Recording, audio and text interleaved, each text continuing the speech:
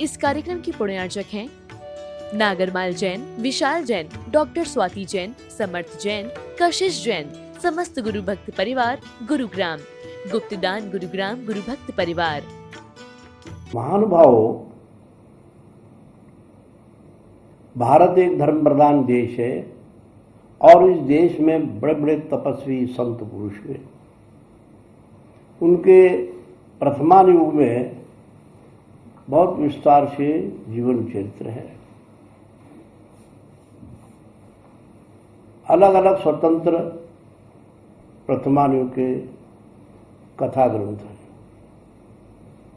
कथा के माध्यम से धर्म सुनाने की परिपाटी प्राचीन काल से रही। बच्चे, अनपढ़ लोग, गांव के लोग, ऐसे विविध लोगों को याद रहने के लिए और कथा के रूप में जीवन चरित्र, सिद्धांत, तत्वज्ञान आदि प्रतिपादन करने की परिपाटी रही। कथा सुनने की रुचि लोगों में बहुत रहती है। जैन शास्त्र में अनेक महामुनियों की तपस्या के वर्णन है। उनमें एक बहुत सुंदर अवंती कुमार काबुल का कम्म। काबुल में एक बहुत बड़ा कलाकार था, रत्न कंबल बनाता था और बड़े कीमती होते थे। और उस जमाने में भी एक एक कंबल के भगवान महावीर से पूर्व उनके समय में 1,00,000 रुपए में कंबल बिकता था।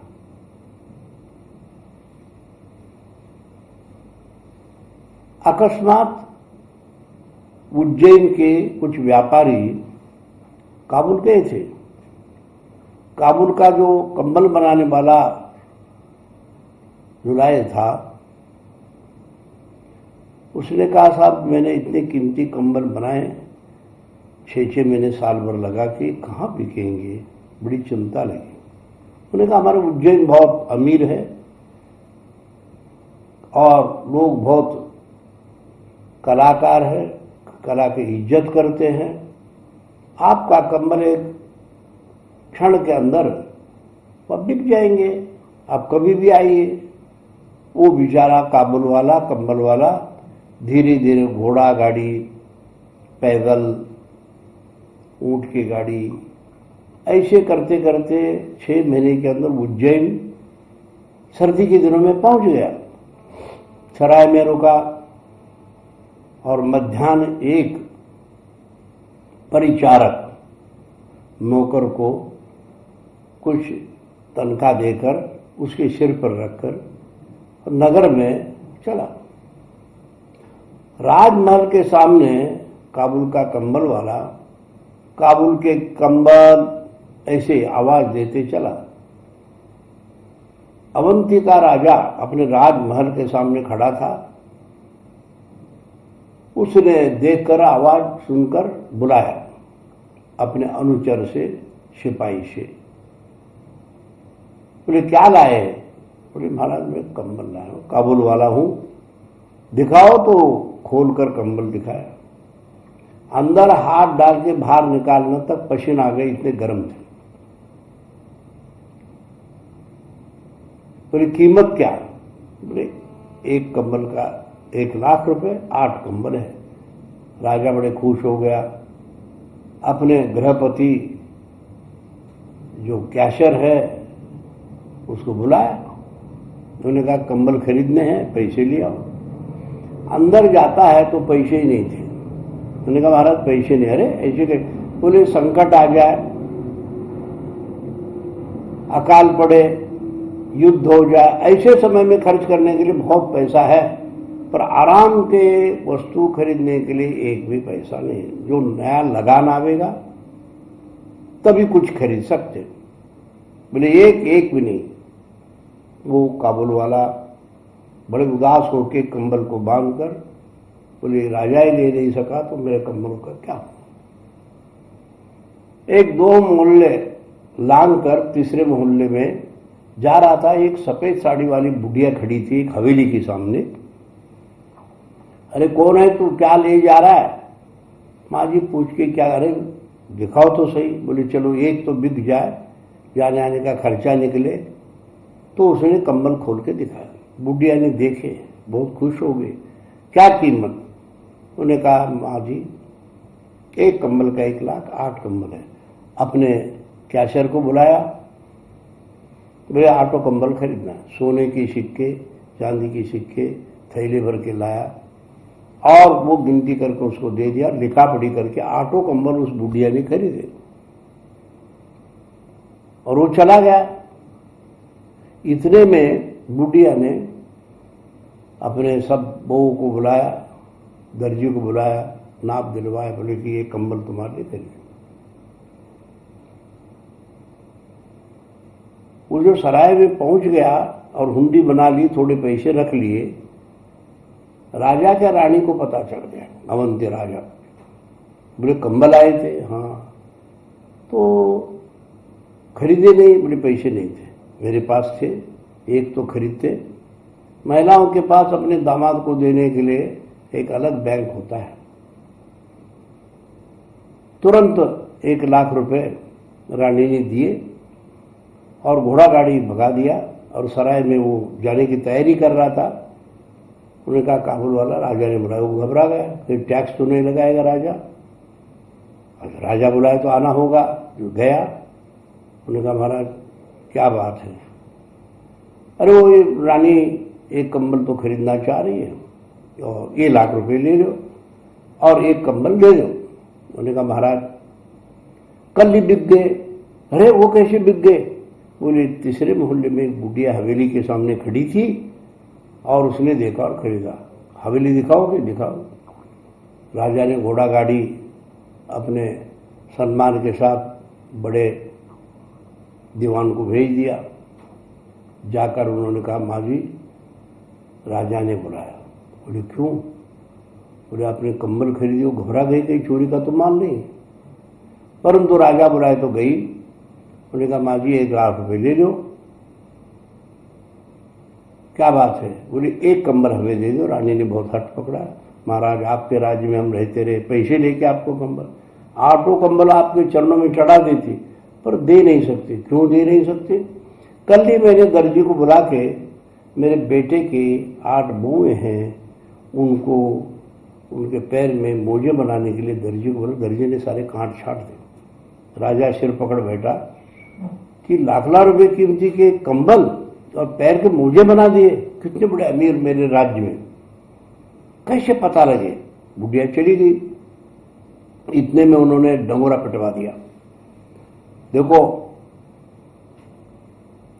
1 करोड़ जिसके पास हो, 1 झंडा घर पर लगाओ, हवेली पर लगाओ, 2 झंडे, 2 करोड़, ऐसे जितने करोड़ तुम्हारे पास हो लगा। पता लगाने के लिए उन्होंने आदेश लागू कर दिया। और राजा 2-4 दिन के बाद घूमने जा गया, नगर भ्रमण करते रहा। सबने झंडे लगाए थे, 10, 5, 1, 2, 4, पर वो बुढ़िया के घर के ऊपर एक भी झंडा नहीं। पूरी आज्ञा पालन नहीं करती, कैसे करें? तो राजा ने उसको संदेश भेजा, मैं आपके यहाँ खाना खाने आना चाह रहा हूँ। तो उसका घर देखे और राजा को बोले बुलाओ, आओ। इतने में राजा रानी दोनों गए। घर के सामने एक स्विमिंग पूल, तालाब, बहुत सुंदर। तो बोले हम पानी देकर राजा के मन में नहाने की इच्छा हुई। ठीक, गेट खोल दिया। राजा रानी दोनों तैरते रहे, जल क्रीड़ा करते रहे। इतने में रानी के हाथ में करोड़ों कीमती के एक हीरे की अंगूठी थी। नहीं, तो वो ढीली होने से तैरते समय वो गिर गई तालाब। बड़ी उदास हो गई। राजा ने कहा क्या हुआ, मेरी अंगूठी गिर गई। तो ढूंढते रहे, राजा डुबकी लगाते रहा, नकुल घिस गए और ये और गहने निकल आए, परंतु उसके अंगूठी नहीं थी। देखा इसने छिपाए रखा है, टैक्स देना नहीं पड़े, इसीलिए झंडा नहीं लगा। खाना खाए और घर गए। राजमहल में जाने के बाद बुढ़िया को बुलाने भेजा। माँ जी, आपके तालाब में बहुत गहने हैं, टैक्स देना नहीं पड़े इसलिए झंडा भी नहीं लगाया और छिपाए रखा है। नहीं महाराज, फिर इतने गहने कहाँ से आए आपके तालाब में? मेरे बेटे के बहू नहाने जाती है, बेटी जाती है, और भी जाते हैं हमारे घर के परिवार के, तो वो गहने यदि गिर जाए, अंगूठी है, चूड़ी है, बाजूबंद है, पैर के बिच्छू है और भी सब, वो उठाते नहीं, नया बाजार से बनाते। उन्होंने कहा इतने बड़े अमीर, एक अंगूठी के लिए 50 बार डुबकी लगाते रहे और यहाँ तो इतने सारे गए। तो उन्होंने कहा कि आपके बेटे से मिलना है। वो अवंती कुमार था, बहुत सुंदर था, कोमल था। बोले वो किसी से मिलता नहीं। मैंने बुढ़िया आपको वचन देना पड़े, मुझे उससे मिलना है। चलो भैया। बहुत बड़े घर का था। कुलंच शीलंच वपुर्वयश्च विद्या च वित्तंच सनातना हेतान सप्तगुणान परेषु ततः परम भाग्यवश। कुलवान, शीलवान, वित्त, पढ़ा लिखा, सुंदर, उम्र में भी बहुत छोटा था। ऐसे उस बेटे को मिलने की इजाजत मिलने से राजा गया। बहुत बड़ा अच्छा आसन लगा दिया, मखमल बिछा दी, दोनों बैठ गए। तो बुढ़िया ने मेरे घर राजा आ गया करके, वृद्धा नारी ईश्वरी, वृद्ध स्त्री भगवान के समान होती है और उसका आशीर्वाद लेना बहुत जरूरी है, ऐसे लोग समझते हैं, लोक नीति है। तो अपने बेटे के ऊपर, राजा के ऊपर पीले सरसों, सफेद सरसों, मंगलम भगवान अरहन मंगलम भगवान है ना, मंगलम प्रथमाचार्य मंगलाष्टक बोलते हुए दोनों के ऊपर सरसों के दाने डाले, दोनों को मंगल हो जाए। आज मिलन हो गया राजा और मेरे बेटे का, खुशी मनाई, मिठाई वगैरह ले लो कहा। इतने में एक दाना जो है सरसों का अपने बेटे के पैर के नीचे जाने से चुभ रहा था, तड़फड़ा रहा था। राजा ने कहा ऐसे क्यों कर रहा है? बोले बहुत कोमल है महाराज मेरे बेटा। अरे इतना कोमल एक सरसों का दाना? मतलब महाराज क्या कहे, उसकी तारीफ करूं, बताओ। बोले ऐसे है, वो जो है रत्नों के प्रकाश में रहता है, दीपक नहीं जला सकते, दीपक जलाते आंख में आंसू आते हैं। वो चंद्रवंशी, चंद्र में बैठ सकता है, सूरज की रोशनी में नहीं बैठ सकता। रसोईया सूर्य पाक शास्त्री नहीं, चंद्र पाक शास्त्री था। वो शाम को हमारे सरोवर में जो कमल फूल है उसमें बीन कर जीरे जैसे छोटे से सुगंध में चावल को रख के आता है और रात को कमल बंद होके सुगंध कमल फूल के जल में भीग जाने के बाद सवेरे बीन कर लाता है। सोने के बर्तन, चंदन की लकड़ी, कपिला गाय के दूध, जो कपिला गाय काली होती है और उसकी पूंछ नीचे जमीन पर लगे, ऐसे गाय के दूध में वो खीर बनाता है, मनोका, केसर वगैरह डाल के। जब वो चम्मच से खा लेता है तो एक आधा दाना पकने में कमजोर, रात भर उसको नींद नहीं आती। अपने सिर का बाल टूट के यदि गिर जाए वो चुभने लगता है, इसलिए एक नौकर रखा है, चिमटे से उस बाल को हटा दे। बहुत उसका तारीफ सुना, आनंदित हो गए। राजा ने सोचा मुझे दर्शन दिए भेजे इस नागरिक ने, इसको कुछ तो मुझे भेंट करना चाहिए। इसलिए राजा के गले में गोस्तन माला 5 लड़ी मोटे बसेरी मोती, मोती तो बहुत ठंडे होते हैं, अपने गले से निकालकर उसके बुढ़िया के बेटे के गले में डाला। साहब क्या बतावे, डालते ही उसको ठंडा होने से नजला हो गया, फौरन हटा दिया गया। कितना कोमल दीपक, चेहरा थोड़ा अच्छा दिखाई दे, घी का दीपक लाए, आंखों में आंसू आने लगे। सब देखकर धन्यवाद देके राजा वहां से न चला गया। उस बेटे ने कहा मां मैं घर में नहीं रहूंगा। बेटा क्या हुआ? बोले रोज एक मिलने आएगा, प्रसिद्धि हो गई, राजा बताएगा साहब ऐसे कुमार वैसे। नहीं बेटा ऐसे नहीं, नहीं मैं घर में रहूंगा नहीं, मैं सन्यासी बनूंगा। तो तुरंत जो है उसने आदेश दे दिया। आदेश देने के बाद बोले देखो, मेरे परमिशन के बिना, मेरा इजाजत के बिना घर से बाहर कोई जाएगा ना, अंदर कोई आएगा नहीं। तो सब लोग, चौकीदार आंखों में सरसों का तेल डाल के लाठी लेके खड़े हो गए। दूसरे दिन सवेरे दातवन सुगंध जल मुंह धोने के लिए गया नौकर, दरवाजा नहीं खोला। तो प्रातःकाल उठने वाला, बढ़ैया को बोला दरवाजा खोलते है तो अंदर है नहीं। नौकरों से पूछा कहाँ गए, हमें क्या मालूम, माँ जी हम तो बहुत चौकीदार हैं। इतने में जो महल के पीछे, हवेली के पीछे जो बगीचा में काम करता था, वो माली भाग गया, माँ जी चोरी तोरी। बोली क्यों? साड़ी को साड़ी गांठ मारते हुए खिड़की से साड़ी लटक रही। जाके देखती है बेटा जो है वो निकल गया, कंपाउंड कूद के गया।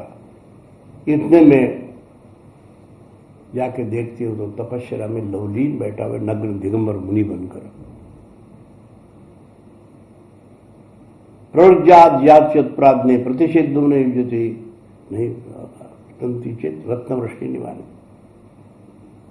कोई त्याग कर रहा हो, दीक्षा ले रहा हो, मुनि बन रहा हो, कौन मना करेगा? आनंद मनाएंगे सब। आकाश से कोई रत्नों की वर्षा हो रही हो, कौन कहेगा रत्नों की वर्षा मत हो? बारिश होते है तो लोग खुशी मनाते हैं। तो इस तरह से उसका नाम सुकुमार मुनि था।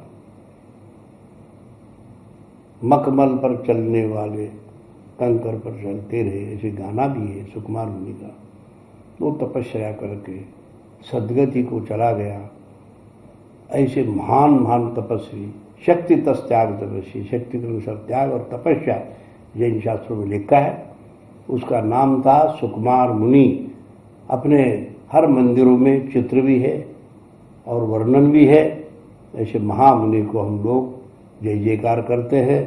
ऐसे तपस्वी के मार्ग पर हम भी चलने की कोशिश करते हैं।